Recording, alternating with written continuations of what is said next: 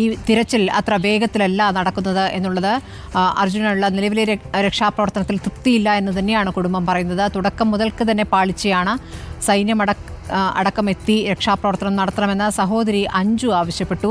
അനുകൂല കാലാവസ്ഥയുണ്ടായിട്ടും തിരച്ചിൽ പുനരാരംഭിക്കാൻ വൈകിയെന്ന് ലോറി ഉടമ മനാഫും പറഞ്ഞിരിക്കുന്നു.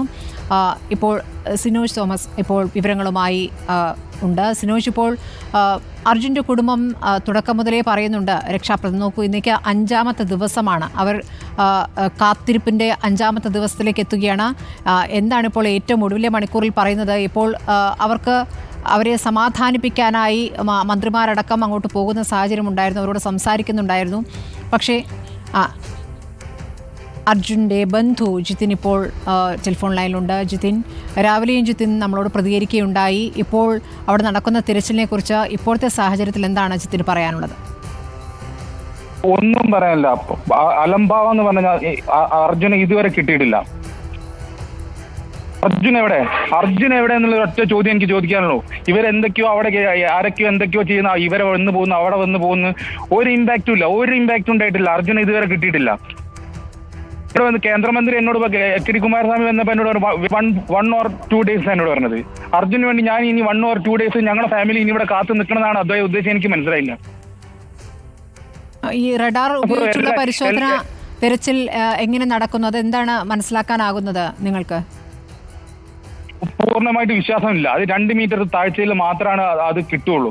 കാരണം ഇവിടെ വെള്ളവും മണ്ണും കൂടി മിക്സായി കിടക്കുന്നത് 2 മീറ്റർ താഴ്ചയിലുള്ള എന്തെങ്കിലും ഉണ്ടെങ്കിൽ മാത്രമേ അത് ഡിറ്റക്ട് ചെയ്യുള്ളൂ.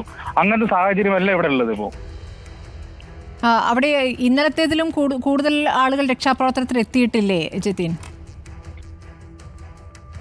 ഒരാളും ഇവിടെ അഡീഷണൽ ആയിട്ട് ആരെങ്കിലും ഉണ്ടോ എന്ന് എനിക്ക് അറിയില്ല മാഡം. ഇവിടെ ഇപ്പോഴും ഉള്ളത് NDRF ടീമും മണ്ണുമാന്തിയും JCBയും പിന്നെ കുറച്ച് ടിപ്പറുകളും. ഇന്ന് അഡീഷണൽ ആയിട്ട് ഞാൻ ഇവിടെ കാണാൻ പറ്റിയ എനിക്ക് ആ റഡാറുകൾ അത് മലയാളികളാണ്. റഡാറുകൾ കൊണ്ടുവരുന്ന ആൾക്കാരെ ഞാൻ കണ്ടിട്ടുള്ളൂ. വേറെ ഇതിലും എന്തെങ്കിലും അത്യാധുനിക വിദ്യ ഉപയോഗിച്ചുള്ള എന്തെങ്കിലും സംവിധാനം ഒന്നും ഞാൻ ഇവിടെ കണ്ടിട്ടില്ല. മനസ്സിലാക്കുന്നു. അവിടെ ഒരു കാലാവസ്ഥ ഇപ്പോൾ ഇത്രത്തോളം അനുകൂലമാണ്. നേരത്തെ ഇടയ്ക്കിടയ്ക്ക് മഴ പെയ്യുന്നുണ്ടായിരുന്നു. ഇന്ന് ഇനി വരാൻ പോകുന്ന കഥ ഞാൻ പറഞ്ഞുതരാം. ഇന്ന് ഇവര് 9 മണി വരെ തരും. അത് കഴിഞ്ഞാൽ വാച്ച് നോക്കി സമയം നോക്കി അവർ തിരിച്ചു പോകും. പ്രതികൂല കാലാവസ്ഥ എന്ന് പറഞ്ഞിട്ട് അവർ തിരിച്ചു പോവുകയും ചെയ്യും. എന്നിട്ട് നാളെ തുടങ്ങാന്ന് പറയും. ഇതാണ് ഇന്നും ഒരു വിശ്വാസം എനിക്ക് തോന്നുന്നില്ല വണ്ടി എടുക്കാൻ പറ്റുന്നുള്ളത്. നിങ്ങളോട് അവരൊന്നും വിശദീകരിച്ച് പറയുന്നില്ലേ? കണ്ടില്ല മണ്ണിടി. ഇവിടുന്ന് പോലീസിന്റെ ഭാഗത്തുനിന്ന് വളരെ അലംഭാവം. ഞങ്ങളുടെ കൂടെയുള്ള മനാഫ് എന്ന് പറഞ്ഞ ആളെ മർദ്ദിക്കുകയുണ്ടായി പോലീസ്. ഇപ്പൊ എന്തിന് അവിടേക്ക് നമ്മുടെ നാട്ടിൽ രഞ്ജിത്ത് ഇസ്രായേലി എന്ന് പറഞ്ഞ ഒരാളെ കൊണ്ടുവന്നിട്ടുണ്ടായിരുന്നു. അവരങ്ങോട്ട് അതിന്റെ ഉള്ളിൽ കയറ്റാൻ തയ്യാറുണ്ടായില്ല. അപ്പം എന്തോ അങ്ങോട്ടും ഇങ്ങോട്ടും വാക്ക് തർക്കത്തിൽ ഇദ്ദേഹത്തെ മർദ്ദിക്കുകയുണ്ടായി. മനാഫ് എന്ന് പറഞ്ഞാൽ ലോറി ഉടമയോ? മർദ്ദിക്കുകയുണ്ടായി. ലോറി ഉടമ മനാഫാണോ? അതെ, ലോറി ഉടമ മുബീനാണ്. പക്ഷെ ഇവരെല്ലാം ഏട്ടനും അനിയനും ആൾക്കാരാണ്, മുബീനും മനാഫും. അവരെ മർദ്ദിച്ചു. മനാഫ് പോലീസ് മർദ്ദിക്കുന്ന സാഹചര്യം വരെ ഉണ്ടായി. നിങ്ങൾ ഇനിയിപ്പോൾ സംസ്ഥാന സർക്കാരിന്റെ ഭാഗത്തുനിന്നുള്ള നടപടികളോട് നിങ്ങൾക്ക് എന്താണ് പറയാനുള്ളത്? ഇപ്പോൾ മന്ത്രിമാരടക്കം കുടുംബത്തോട് സംസാരിച്ചെന്ന് പറയുന്നു. മാത്രമല്ല അവിടെ നിന്നൊരു സംഘം ഇങ്ങോട്ട് പുറപ്പെടുന്നുണ്ട് എന്നുള്ള വിവരങ്ങളുണ്ട്. എന്താണ് കേരള സർക്കാരിനോട് ഇക്കാര്യത്തിൽ പറയാനുള്ളത്? സർക്കാരിനോട് പറയുന്ന സർക്കാർ ഇമ്പാക്ട് ഉണ്ടാക്കുന്ന അവരൊക്കെ ഭാഗത്തുനിന്ന് മാക്സിമം ചെയ്യുന്നു. ഇന്ന് ഇവിടെ വരുന്ന ഉദ്യോഗസ്ഥരൊക്കെ നിസ്സഹായരാണ്. അവർക്കൊന്നും ചെയ്യാനില്ല. അവരോട് പറയുന്നുണ്ട്. ഇവരൊന്നും ഒന്നും കേൾക്കുന്ന പോലും ഇല്ല. അടുത്ത് പോയിട്ട് എൻക്വയറി ചെയ്യാന്നല്ലാണ്ട് ഇവിടെ വന്നിട്ടുള്ള MVD ഉദ്യോഗസ്ഥന്മാരോ പോലീസ് ഉദ്യോഗസ്ഥന്മാരോ അവർക്കൊന്നും ചെയ്യാൻ പറ്റാത്ത അവസ്ഥയാണ്. നിങ്ങൾ അവരോട് സംസാരിക്കുമ്പോൾ അവർ നിസ്സഹാരായിട്ടാണോ പറയുന്നത്? ഇങ്ങനെ പരിശോധന നടക്കുള്ളൂ എന്നാണോ പറയുന്നത്? ഇങ്ങനെ നടക്കുള്ളൂ. കാരണം ബാക്കിയുള്ള ആൾക്കാർക്ക് ഈ JCBയിൽ നിൽക്കുന്ന ആൾക്കാർക്ക് മണ്ണിടിഞ്ഞാല് ലൈഫിന് ഭീഷണിയുണ്ട്. അതെല്ലാം അവർ പറയുന്നത്. ആയിക്കോട്ടെ, ഇതൊക്കെ അവരെ വശങ്ങളല്ലേ.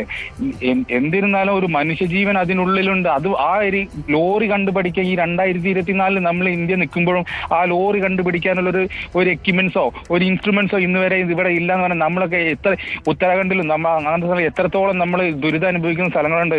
എന്നിട്ട് ഒരു നൈറ്റ് റെസ്ക്യൂ ഇങ്ങനത്തെ ഈ മെറ്റൽ ഡിറ്റക്ടർ കാര്യക്ഷമമായ മെറ്റൽ ഡിറ്റക്ടർ ഇതൊന്നും നമ്മുടെ അടുത്ത് ഇല്ലെങ്കിൽ നമ്മൾ പിന്നെ എന്തിനാ ഇന്ത്യ എന്ന് പറഞ്ഞ് ഇവിടെ നിൽക്കുന്നത്? നമ്മൾ എവിടെയാണ് ഇന്നുള്ളത്? ഇപ്പോൾ കേന്ദ്രമന്ത്രി അവിടെ എത്തിയല്ലോ. ഇപ്പോൾ ഈ സൈന്യത്തെ കൊണ്ടുവരണം എന്നുള്ളൊരു ആവശ്യം നിങ്ങൾ മുന്നോട്ട് വെച്ചിരുന്നോ? അദ്ദേഹം സൈന്യത്തിന്റെ കൊണ്ടുവരേണ്ട ആവശ്യമില്ല, ഇവിടെയുള്ള ആൾക്കാർ കാര്യക്ഷമമായിട്ട് പ്രവർത്തിക്കുന്നുണ്ടെന്നാണ് അദ്ദേഹം പറഞ്ഞു പോയത്. അദ്ദേഹം എന്നോട് പറഞ്ഞത് 1 or 2 days വെയിറ്റ് എന്ന് പറഞ്ഞത്. അത് ശരി. നിങ്ങൾ എന്താ ചെയ്യാൻ പോകുന്നത് ജിതിൻ? ഇപ്പോൾ അവിടെ തുടരുക തന്നെയല്ലേ? നമ്മുടെ ജീവനല്ലേ അതിനുള്ളിൽ കിടക്കുന്നത്, തുടരുകയല്ലാണ്ട് വേറെ ഒരു മാർഗമില്ലല്ലോ മാഡം.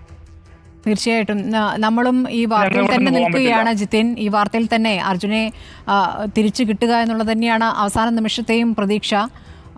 ഇപ്പോൾ വെള്ളം കെട്ടിക്കിടക്കുന്ന മണ്ണും വെള്ളവും പാറയും എല്ലാം ചേർന്ന് ആ പ്രദേശം വല്ലാതെ ദുർഘടമാക്കുന്നുണ്ട് തിരച്ചിൽ എന്നുള്ള ഒരു സാഹചര്യം കൂടി അവിടെ നിലനിൽക്കുന്നു.